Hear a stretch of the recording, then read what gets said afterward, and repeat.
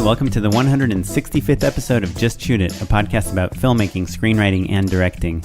This episode is brought to you by patrons Pablo Gallo and Paul Kim. I'm Oren Kaplan. And I'm Matt-Oren. Today, it's just Matt and me on the podcast. It's been a while since we've caught up, and we haven't done this type of recording in a really long time where you're actually at my house recording. Yeah. Whenever it's just you and me, it's usually remote. We're like, we're going to save ourselves a commute. And I will say that since you got to my house, I feel like you seem like you're in a worse mood than when you got here. Well, I'm not in a bad mood, but I did shoot all day, and I do have to shoot tomorrow.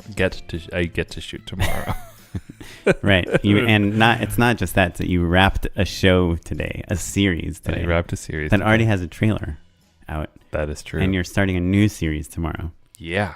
And somehow you're Living still that life. Finding a way to be bummed. Sounds like a very Oren thing. I'm not bummed. I'm impressed. I'm not bummed. I'm just a little tired. Yeah. Okay. But it might have something to do with the fact that you quit drinking beer. Man. That you just seem sadder. Oren, I hate to break it to you. Are you ready for this? You're back on the beer train? No, worse. You quit wine? I'm in the middle. I'm on day 1 of a 21-day cleanse. That's like vegan, gluten-free. No, come on. Dairy? No, yeah, vegan. Yeah. Oh, right.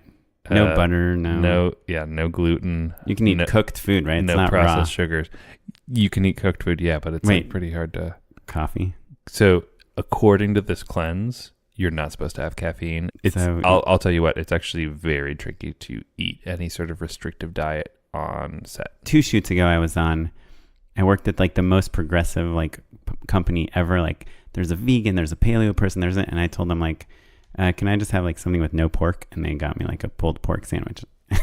So I get it and that's pretty much my only restriction.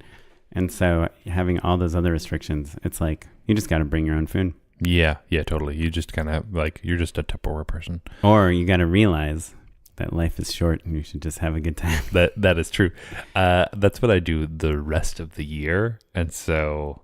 I don't know. You're always on something. No, man. I saw this quote. My wife's grandmother posted it on Facebook about how life is short and you should have a good time and stuff. Mm-hmm. And it was this long, very kind of well-written speech, and it was attributed to Keanu Reeves. And so, of course, I like immediately Snopes'd it, and it was like, absolutely not. And I realized there's this whole genre of like social media memes, or not memes, but like viral posts, quotes that are attributed to Keanu Reeves. And he is like an inspirational person, but most of the things you see on Facebook that he said are not things that he said. That's excellent. I'm so happy about that. Yeah. John Wick 3. Well, we can have a conversation about it once you see it. Did you see the end of Game of Thrones? I did.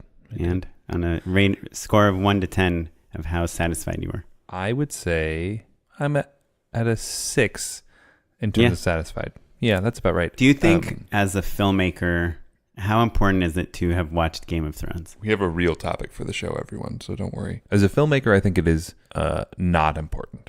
Really? Mm-hmm. Yeah, I think it's a good show, but I think I haven't seen all of The Sopranos.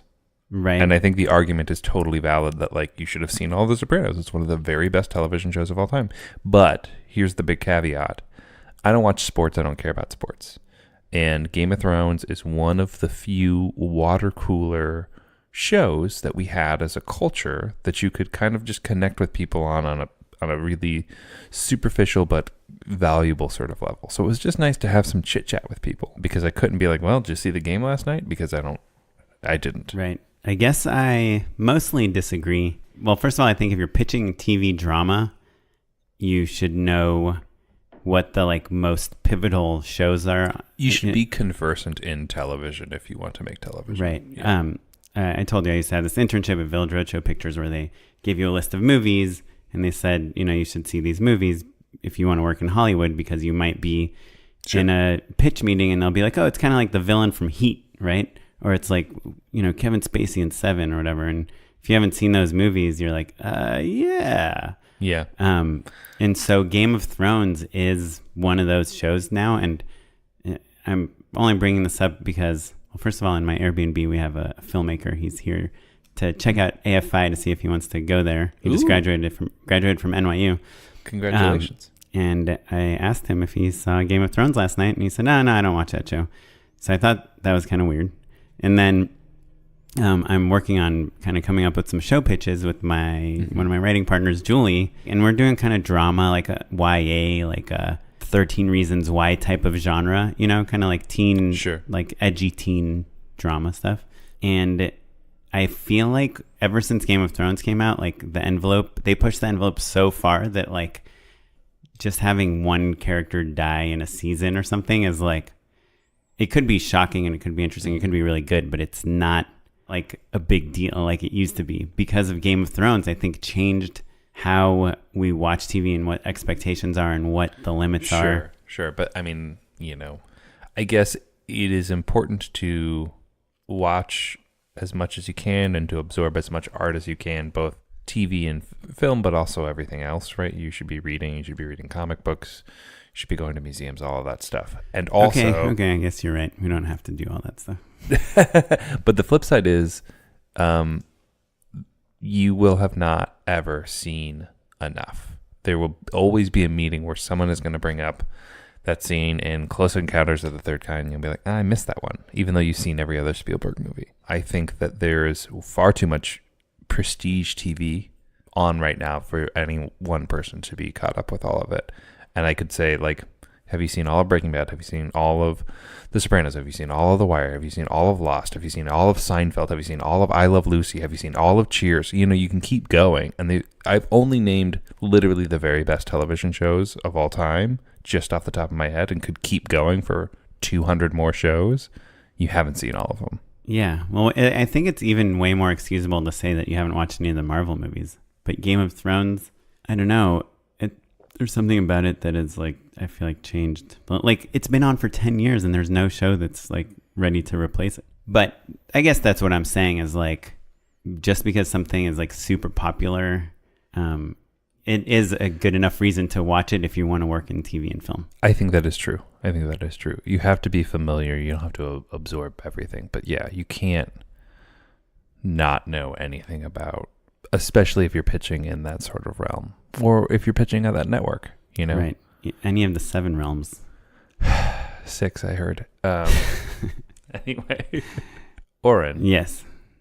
We've been a little off topic, but we've got a lot to catch up on. I really and genuinely would like to know, what have you been working on lately? Well, so I did a bunch of commercials at the beginning of the year, and then I finally kind of finished them. I was up for a bunch that I didn't get any of them, and I was kind of relieved. And I said to my friend Julie, who I used to write with a lot, and I haven't written with for a while, I said, let's sit back down Tuesday, Wednesday, Thursday, 10 a.m. to 1 p.m. Ooh, boy, office hours. Yeah, That's are cool. Going to write. Of course, I'm already like tomorrow messing it up. But I told her, like, you gotta, like, unless we have a schedule, like, we're just going to start just falling off again. Yeah. And basically, we just want to, I mean, sounds silly, but we just want to sell a TV show. Sure, yeah. And I met with my manager also. I told him the same thing. And we don't have like the show that we're selling, but we're going a little broader. There's kind of 3 types of shows that we're both really into. Mm-hmm. Some kind of a new development, but I'm newly much more interested in like kids programming than I ever was before. Sure. Because I spend a lot of time watching it because I have a kid now. And I think there's only a real small handful of shows that are like really entertaining for parents and young kids at the same time. I think there's room for that. Yeah. And then the young adult kind of area is a space that Julie and I have worked on in the past. When we were at Disney, we did 2 seasons of a vampire show. We did like this high school dramedy. And so I think it's easy for us to pitch ourselves in that world, and then like doing like a more like CW version of True Blood or Game of Thrones or any of those kind of like fantasy adventure stories, I think is exciting for both of us. Yeah, sounds fun. And then like one more like adult, like sci-fi. So the last show the closest thing we've ever come to selling was like a sci-fi time travel show. We agreed no more time travel because it's just like so it's a pain, hard. Yeah. But so then our third show will be like more of like an adult like sci-fi show. It might even kind of be a little dystopian, like in the Handmaid's Tale type of genre. So we're kind of just like studying up on it. We're pitching a bunch of ideas. We're developing stuff. We're kind of letting ourselves go with whatever is interesting and taking notes and chase the muse, man. Yeah, kind of spending like a month of pre-development development. Sure. Yeah. I call it filling the well sometimes. Oh, I like that. Yeah. I've never heard that term. I think that's maybe a Darren Aronofsky term. I don't know. But yeah, Chrissy and I will say that. My wife and I will say that to each other all the time. Like sometimes you have to just like go to a museum or like take a walk or watch a TV show or something. One of the things we're doing that is helping us like not fill the well with too much junk is our number one rule is if you have an idea, like think long and hard about whether the other person would be into that idea. Because like there's a couple ideas she's really excited about that I have like nothing to add to, and then there's some ideas that I'm really excited about. Like I had like a video game pitch that she's not interested in at all. She had like a Christmas movie pitch that I'm not interested in really at all. And so we're really just like finding the things where we can both get super passionate about them. Yeah. And do you think that is because it's valuable to have the accountability, basically? Yeah. I can't get anything done without the accountability. Yeah. But so that brings me to the next kind of interesting thing that happened. And so I was offered a feature to direct. Whoa! Live on the mic, you guys. Yeah. Some caveats, of course. Sure. Offered. Straight up offered. Pretty much. Yeah. The financier, which is like a company that finances a ton of movies like this. The company that is financing the movie needs to approve me, but the producers are like 95% sure that they'll be for it. They will approve me. Yeah. So it's actually a movie that was offered to our friend Mitch. Oh, wow. And Mitch was maybe going to do it, but then it didn't work out with his schedule. And he recommended me. And then this other producer, Joe McAleer, also said you should talk to Oren. Good. So it's modified low budget, which means it's under 700, over 250. And it's a thriller about it's like a creature feature. It was pitched to me as like a monster movie with heart, and there's like the lead, it's got two female leads, like two sisters. And so I read the script yesterday. They wanted to potentially shoot at the end of June, which is next month. That's pretty soon. Yeah, the other window was to shoot in October, and so the windows are because of talent availability, or people attached already? No, so there's no one attached, which is interesting and like very rare. Usually you attach someone and then the money goes through. But because they want to shoot in Puerto Rico and it's hurricane season between July and October or something like that, or September.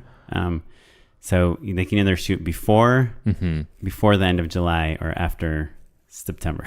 Dude, that's wild. Yeah, or after August. I don't know. Don't take anything I say like too literally. And there's a lot of tax credits, but they had already applied for the tax credits that would expire this summer, and they want to take the movie to AFM in November. So so pretty fast. Yeah, and I mean they're fine with taking like raw footage or some trailer stuff, but yeah. So I read it, and I had notes. Sure. Yeah, like some big notes about the kind of tonality of the characters. I don't know. It's like, I guess I'm curious what you would do in this situation. This is why I wanted to talk about it on the podcast, because for me, like as a director, there's not a lot of money. It'd probably be like on par with like one commercial. But maybe two, but like at least 6 months of your life, realistically. Well, probably more. No, because it's not a TV movie, but it's kind of scheduled like one. It would be like 3 weeks of prep, 3 weeks of shooting, and then probably like 6 weeks of post or something. So you heard it here, everyone. Oren thinks that's how few weeks you're actually going to work. I guarantee. I know you so well. No, but I did a Lifetime movie, and there's like we shot it in like August, and it was coming out in December or something. Like that's that. I mean, maybe. And there's nothing you can do about it. Are there VFX shots to be sweetened? There's a ton of VFX. Yeah. So I stand by the fact that you'll probably still. Yeah, I mean 6 months, but I'm sure I could work on other things like for a lot of those 6 months. Right. And so your question is like, like you think the movie's going to be just genuinely in the hypothetical. Let's say you're offered a short-term project That could be a feature. That could be a digital series. That could be, a couple episodes of a TV show, right? Yeah. But what you're saying is that like there's the anxiety that it's not a perfect fit, right? Well, yeah, there's one thing where it's like, if you're directing a movie that is supposed to kind of be super pulpy and like kind of like a B movie, like a Roger Corman style movie. Sure. Then you can kind of lean into that. And it's like make it your own. If it's an action movie, it's just like a lot of shooting guns and and you don't necessarily have to put your name on it. But if there's a movie where it's like it has potential to be a little better, not quite John Wick, but The Transporter. Sure. Like, which I think is like a not The Transporter. What's the one where he like his heart is like... Oh, you're thinking of Crank. Yeah, Crank. All three of which I think were kind of surprise hits for everybody. Right. Like John Wick doesn't have any business being good. It's just about a guy who kills bad guys. Right. Made by some of the best like stunt people in Hollywood. Sure, definitely. But like there are a lot of great stunt people directing movies, and they're not that John crappy Wick. movie Deadpool. Sure. Yeah. Just kidding. But there's a lot of B movies like that, right? And certainly like getting Keanu Reeves to do your movie is like a pretty big opportunity, but you get what I'm saying. There's a lot of very skilled craftspeople making movies that really lean into their core competency that don't rise above the noise, basically. Right.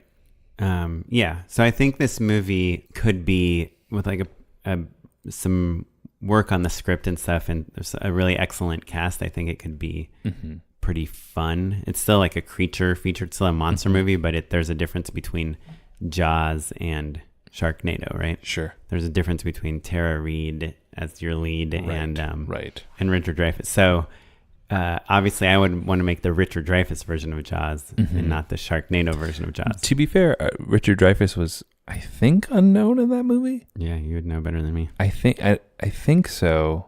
That was a breakout role for him, basically, either way, Right. It was a different time. So on that same note, the actors that they're talking about getting as the lead are names that you've heard of, but they are not really known for their acting skills. They're like maybe better at fighting or stunts or things like that. Yeah. Which again, I think we can relate to, like that could be a digital series where they're an influencer. We've seen that plenty of times before, or like, someone's really good at special effects, or, there's all sorts of stuff where that can be the situation.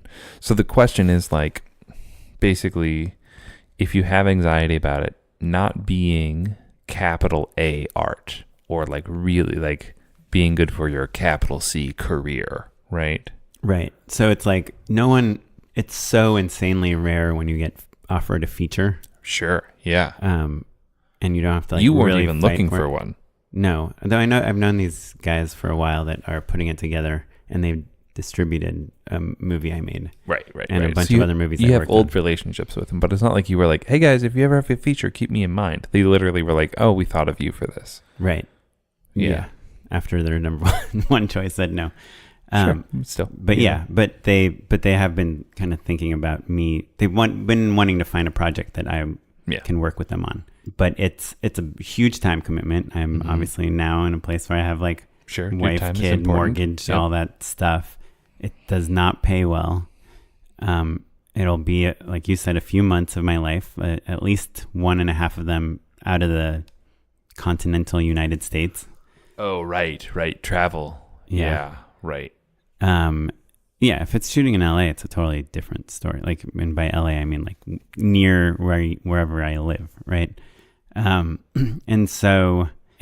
wouldn't be my first movie, right? And it's not an easy movie to shoot either. There's a lot of crazy things that happen in the ocean. Gotcha. But it's a movie and it's fun and it's not a commercial, and it's like you get to go to another, locale and spend weeks there and just kind of dig into something. And there's something very fun about that. Even when I did my Lifetime movie, it was, like a 17-day shoot or something. But it's still like it's fun. You're making a movie. It's super fun. Yeah, it's super fun. Having just wrapped this series that lasted for kind of a while, I was reminded of like how nice it is to carry a crew with you and like be in the trenches with people for a while. Like you bond in a way that's different than commercials, even if you're working consistently with the same crew over and over again on those commercial gigs. It's different, It's nice to be with people for a extended period of time. So yeah, it does sound fun. I think if the movie or show or whatever it is you're thinking about making, if you're presented with something where you're like it's not coming together perfectly, I think you just have to ask yourself, like, can you make this special? Because the thing that separate from it's going to be fun and you're going to make some money, and in this case, maybe not as much money as you could be making otherwise, but for your time commitment is much longer. I keep thinking about how I think that you only get asked to make the things you've made, right? That's a thing that we've learned a lot over and over again on this podcast and just in our own careers, unless the thing you make is so special that it breaks through.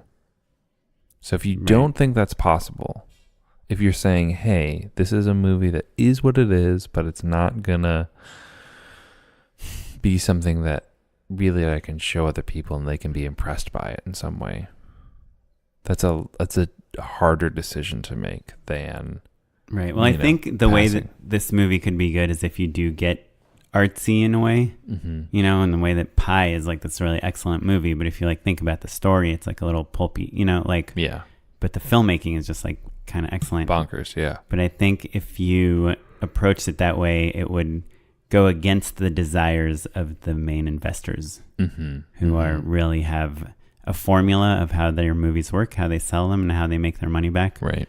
And how they make a profit. And if you can't cut a trailer that matches that model out of your movie, then what's interesting is part of their model is theatrical, like a 50 to 200 screen theatrical release.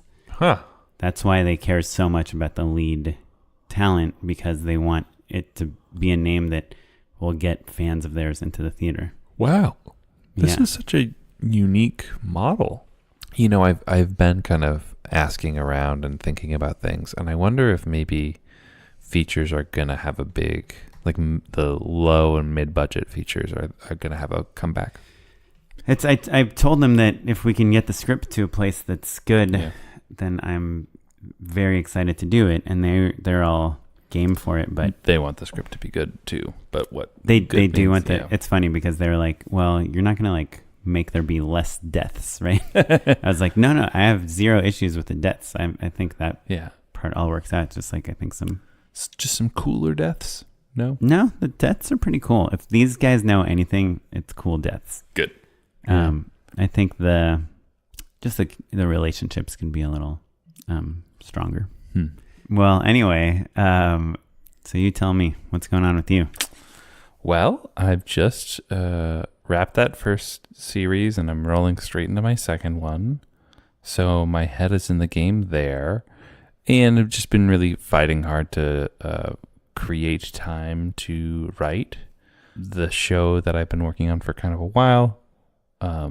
We are setting meetings on, things are locking in there. So, just kind of regular day in the life sort of stuff for me. So, nothing crazy to report here, but, worth it to remind people, like, still moving along, creating things, making it happen, right? I'll let you know when there's some stuff I can talk about, basically. But a listener of ours, Corey, wrote in after we had the browsing effects director, writer-director, Michael K. Feinstein on. So Corey sent us an email and said, I just want to send an email to comment on something on last week's episode. Matt brought up and thanked the guest for mentioning their privilege in knowing people with money while starting their filmmaking career, and I'm happy Matt elaborated on that.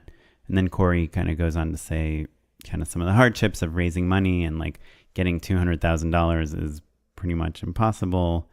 And he's made 8 short films, 2 music videos, a feature documentary, all kind of no budget.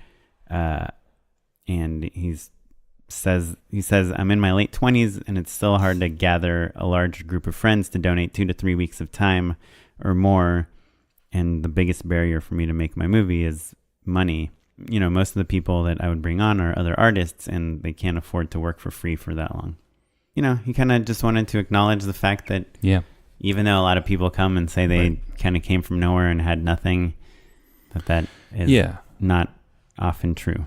And Michael, I think, did a really good job of acknowledging that he was born into really fortunate circumstances, and that also you have to take that ball and run with it. And we kind of had talked off mic about that, and he'd mentioned he used the word privilege himself when kind of describing his circumstances. And I latched on and was like, can we talk about this a little bit more? And so it was really wonderful to get that email back from Corey, because it's a thing that I'm very aware of and tuned into. I don't want to say passionate about, but I think going to USC and seeing there were a lot of kids who, you know, came from Hollywood families or like had a ton of money, and especially back then, but always having money gives you a leg up in entertainment, right? The kids who had film to shoot on, their movies looked better than shooting on video. That was the brutal truth of it, right? If you could afford to shoot on film, expose it, develop it, transfer it to a digital intermediary, a DI, that your movies looked better, basically. And so immediately I was like, oh, what is going on, right? And I come from like an upper middle class suburban background. Look, I went to USC. I took out a ton of loans to do it, but like being able to go there in the first place is a certain level of privilege that I don't want to not acknowledge. But I guess what I'm saying is that it helped me tune into like, seeing that everyone's born with different circumstances, and there are some distinct advantages to being born with money. No duh, right?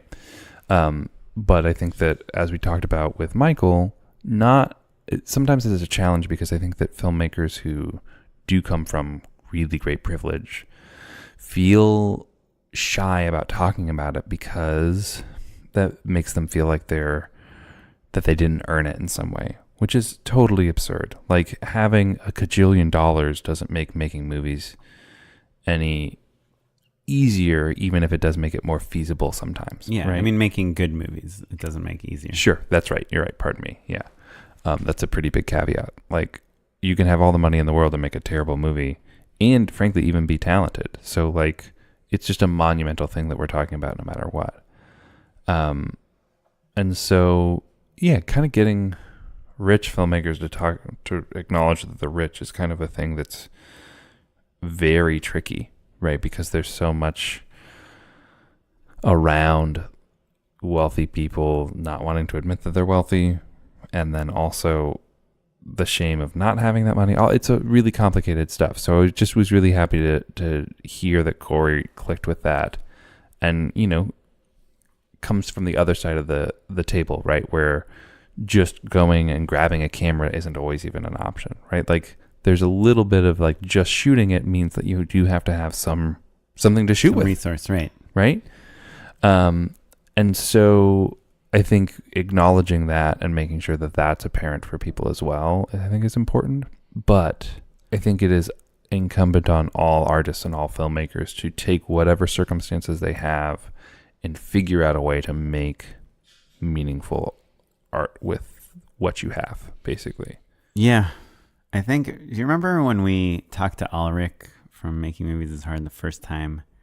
He asked a question, or he brought up the topic of like, what's the litmus test of if a movie should be made? Mm-hmm.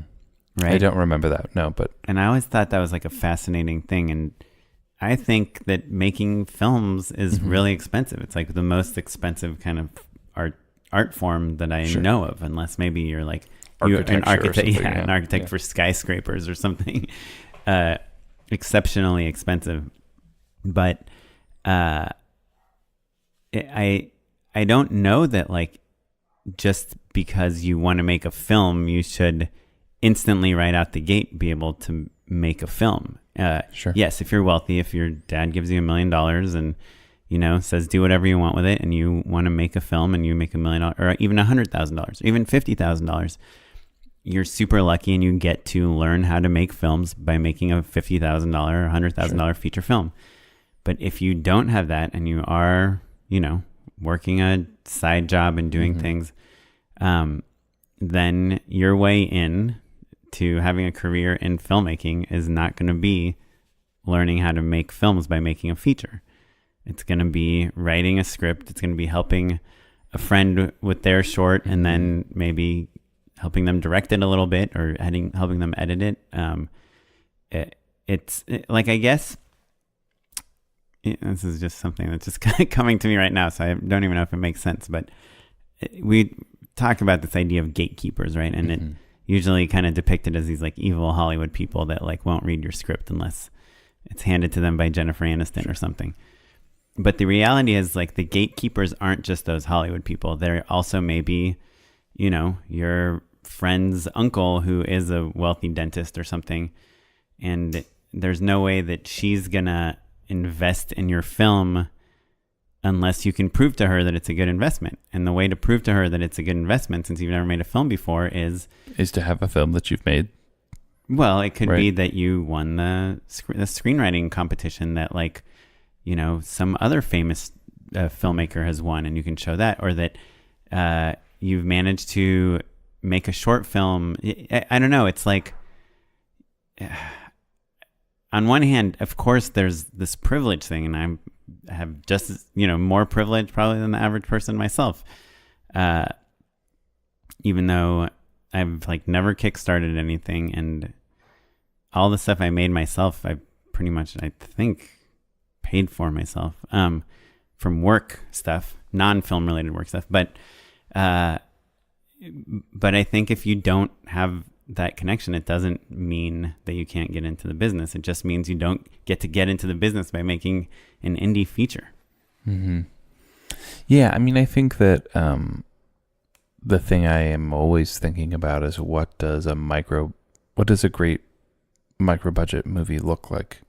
And I think that, to me, oftentimes we fall into the mistake or the trap of trying to make your micro budget movie look like a Hollywood movie, right? How many times have we heard, like, we made $10,000 look like $1 million, right? And I wonder if maybe it's more interesting if it looks like 10. Or rather, what I'm really trying to say is that the people who win this race are going to be the people who think outside the box and outmaneuver money and those opportunities, right? And sometimes that's working your way up from the inside, and sometimes that's, getting a camcorder from a thrift store and figuring it out, or, doing hand animation, or there are so many creative ways to approach filmmaking. And I just want to encourage people that, obviously it takes a certain level of resources in order to be able to make something. But I think that between grants and public spaces and the way that technology is so much cheaper than it used to be, it's never been easier to make a movie. And I think the more creative and the more outside the box you think on that stuff, the more of a leg up you have on rich kids who can just buy a bunch of film. Yeah, and it also takes like a ton of passion and perseverance. Maybe one person there have like a trust fund and they can just be making films all day, and somebody else has to like support their family and go work 3 different jobs, and they have a way smaller amount of time in their life to work on their script or whatever. Yeah, I mean, they just need more perseverance and more passion than the other person. And that's kind of the point of this show, right? Like, the reason it's called Just Shoot It, the reason the show is free, is because we're trying to explicitly tell people anyone can be a director, and that we believe in you, basically. Yeah, but it's that combined with the don't wait for someone. Sure. Don't wait for the dentist to give you the money, or for the person to call you and offer you the feature, or for your TV show that's been going around 7 different networks to sell. Yeah. Just go and make it. What are you saying, Oren? Just make it. I'm going to just tell you one story about I believe our very first guest on the podcast, Avi. He has a friend named Seth, and they would shoot sketches, just the two of them. It would literally be me and the two of them. I would do sound, and I shot it, and I edited it. And there was another guy, Greg, that also did it for them. We shot it on like 7Ds or, just some camera that you could probably rent for like $50 for a day. Right. We edited on our, laptops or whatever.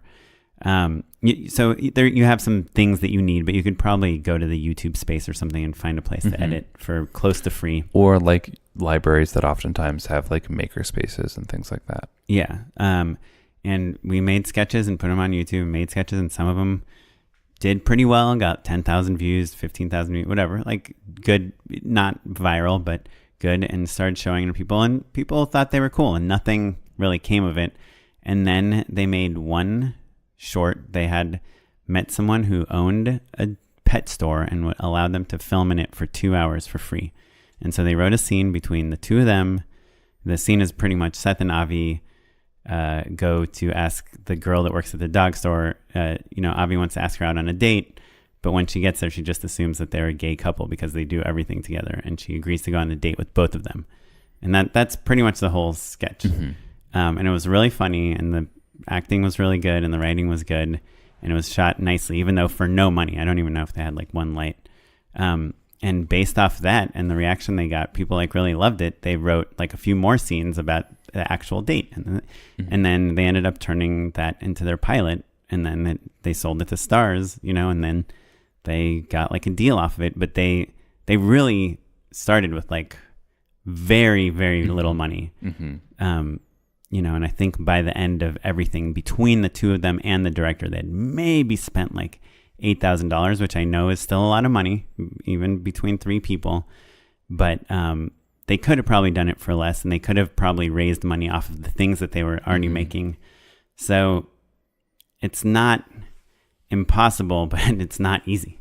Yeah, definitely. But yeah, go out there and make it. Yeah. Is what we're saying. Yeah. And don't be discouraged when you hear the success stories of other people who have different circumstances than you. Yeah. Right? And for the record, like Matt and I, especially me, we're like discouraged every single day. We see people,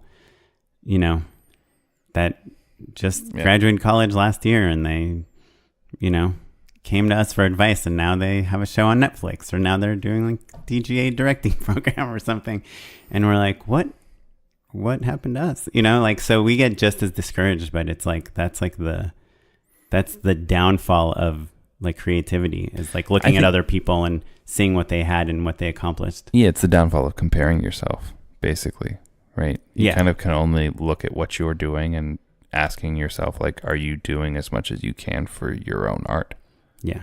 And when you say downfall you're saying that's the problem with comparing yourself. I meant like that it would ruin your creativity if all you do is compare yourself to other people. Oh, that's true. Yeah. I used it in a different way.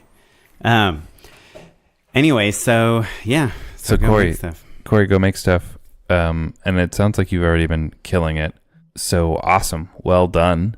Keep us updated on how things go. To quote Rushmore, put the rich ones in the crosshairs and take them out. Yes. That's very, yeah, man, let us know how it goes. And thanks for writing. Well, cool. It's nice catching up a little bit. Yeah, buddy. It's weird because these episodes are delayed. So what's going on our catch-ups is like kind of out of sync with like the world. Right. That's true. Talking about Game of Thrones really put it into perspective. But it's fun to do these every once in a while. And I'd love to hear from our listeners if you are into hearing more about us or not. I know we've asked in the past, and I don't know. I just feel like we haven't done this for a while, so it's just worth, I think the demographic of our listenership has changed over the last 6 months. Yeah. So I'm curious to see what people think. Yeah, well, Oren, shall we hop into unpaid endorsements? Yeah, let's do it. Unpaid endorsements. All right, so my unpaid endorsement is a filmmaker that I discovered when I was in Prague. His name is Karel Zeman. He's kind of an old-fashioned guy, kind of like a contemporary to like, he's like the Czech Disney, the Czech Walt Disney, but like much more abstract and kind of out there, but he was like a animator and a special effects artist in like the 40s, 50s, 60s, basically. Or he's comparable to maybe to like a Ray Harryhausen, like stop motion, like matte paintings, like in camera compositing, like trick mirror shots sort of guy. And he's really fascinating. There was a whole museum dedicated to him, and he started out kind of like doing like these crazy like animations where there was like glass figurines, like ice skating and things like that. Like he was really fascinated with form and motion and light, and that moved into sort of illustration and like a great like educational film that was a huge hit of like kids like traveling back in time and seeing a brontosaurus and stuff that was like supposed to be sort of a hallmark for like like Jurassic Park was partially inspired by it and things like that. And then in his later years, he moved into this sort of like 2D, 3D sort of space where he was really inspired by like Jules Verne, and would do all of these kind of like theater flats that were shaded. Do you remember the Tonight Tonight video by the Smashing Pumpkins? Did you ever see that video? I don't think so. It's like one of the best of all time. But basically they were ripping him off. But basically where they would do kind of 2D theater flats, but in 3D space that would sort of be stacked and things. And so like, but then mixed in with matte paintings and all this crazy stuff. And he did a film called The Adventures of Baron Munchausen, which I've seen that. Have you seen the original? Yeah. When I was a kid, I used to watch it all the time. It's incredible, right? Yeah. Like so weird, genuinely super funny. Really I literally, like my stepdad, I think, would tell me the stories of Baron Munchausen like when I was a kid, and then the movie came out and it was like mind-blowing. You're like, yes. Not the Terry Gilliam one, the Karel Zeman one. So Terry Gilliam did a remake, and like if you look at all of the early Monty Python animation styles, it's all a direct crib of this director. Like it's crazy how much Terry Gilliam rips this dude off. Really? And like, as soon as a museum dedicated to a single filmmaker, you're like, oh, this is all so awesome. Of course, like that's an idea I want to use. That's an idea. This technique's so great. And so, I bought like a bunch of Blu-rays and stuff that I haven't actually put in my PlayStation because I think they're like a different region, and I haven't thought about regionalized Blu-ray players in a long time. So we'll see. But yeah, so Karel Zeman, we'll have links to some of his pieces on the show notes. That's cool. Yeah. It's a real good one. Did you know that Terry Gilliam finally finished his Don Quixote movie? I did see that. Yeah. With Adam Driver, right? Yeah. Yeah. And we talked about Lost in La Mancha, right? I think we have. So good. Boy. Best documentary on film shoot gone wrong. Well, let me ask you, I'm going to ask you a question. Sure. For my endorsement, because maybe your answer will be the endorsement. I've been trying to show my daughter like Sleeping Beauty and Cinderella and Snow White. I cannot find them on any streaming service. Well, you know why, right? Well, I thought that the answer might be a reason that something Disney does. Sure. Well, there was the Disney Vault, which was like a thing that Walt invented, basically, where he was like, hey, I'm spending hella money on these movies. There's no such thing as home video or anything. I can just put them back in the theater every 7 years or whatever it is. Right. So that's how Lion King would come out again. Sure. Every 7 Yeah. years I mean, like, I remember seeing all those movies you mentioned, I saw in theaters when they were re-released. And then they started doing that with home video, and that was a huge cash cow. But the reason now that you can't watch them anywhere is because Disney Plus is coming, which is so they've pulled them from everywhere. Service. I think they've been rolling back all of their licenses because it's not on iTunes, it's not on Amazon. Like I can't pay. We would love to pay for it somewhere. That's that Disney Vault life. I think I have most of those movies. If you'd like to borrow any of them. Oh, on disc. Mm-hmm. Opening that player and then hitting play. You've got Handbrake. You can rip them. Papa won't mind. What year is it? 2012 Handbrake? That's true. How do you rip Blu-rays now? I don't even have a way to connect a Blu-ray to my computer. I do. I have a Blu-ray drive. I guess I have one too. Burner. It's my burner drive, Yeah. But yeah, I think it's probably because the Disney Plus streaming service is set to launch relatively soon. Right. And I think they want to just blow everybody out of the water. So having a library of movies that have been embedded in the zeitgeist for our entire lives is probably pretty smart. Right. Cool. Well, there's also this music video I'm kind of watching a lot today because I put some parts of it in a treatment.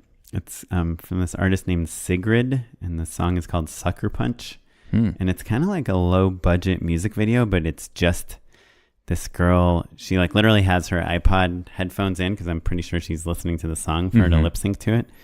And she's just doing this really funky, cool dance, like in all these different places and these different lighting conditions. And the dance is like perfectly choreographed with the camera. So when they cut from one location to the next, she's in the same position. So she'll like fall down on a trek or to college or something. And then she'll like end up like she hits the ground and she's like on a white cyc. Right. But none of the locations are expensive. I mean, there's one that's like in the middle of the night and there's and like they're clearly fireworks. just like going somewhere. Yeah, like I don't think they're permitted. It's got 9 million views, and I'm pretty sure Sigrid has 481,000 subscribers, so it's not like a new discovery. But Sigrid, Sucker Punch, I really like the song too. I don't know, I've just kind of been watching a lot lately. I think there's an Aquafina video like that, but not with like the attention to detail or anything. I think there's just like, what if I rapped in weird places with my headphones in? Right. Which I guess is probably a subgenre of music videos. I just don't know the name of. Yeah, and obviously choreography and matched choreography in different places, like a music video trope, or like even like a tool or something. But yeah, but I don't know. I really like the song, so check it out. I think there's that era of like low budget music videos now where what makes them great is just kind of nailing the execution of it. Right, the ideas don't have to be that new and they don't have to be that expensive, but if you just really kind of finesse match cuts in a unique location with good choreography, that's enough. Well, I think what you need, and you probably know this more than me, is you just really need committed performers, right? You need the band to be on board. And I think back in the day when music videos were big and people were making a lot of them, like the band would show up 6 hours late and they'd be drunk and whatever. Yeah.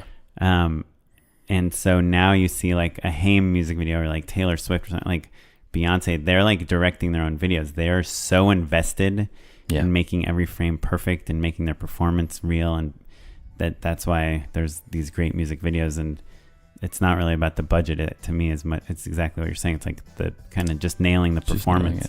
Yeah. And you know, a good catchy song doesn't hurt you. It doesn't hurt. Well, cool, Matt. Well, thanks for coming over and chatting face to face. Man. If you listeners have any feedback, please email us, justshootitpod@gmail.com. We'd love to hear from your questions, your answers, your comments. You can find us on all social media at justshootitpod. Check out our social medias for like live event info that's coming up. And if you want to find out more about me, I'm at O Kaplan on Instagram. And I'm at Mr. Matt Enlow. This episode was produced by Madeline Rosewatt, edited by Jay McCullough. Our webmaster is Ewan Williams. The music you're listening to right now is by the artist Jahzzar and provided by the Free Music Archive. Leave us an iTunes review. Thanks. Thanks, everyone. Bye-bye.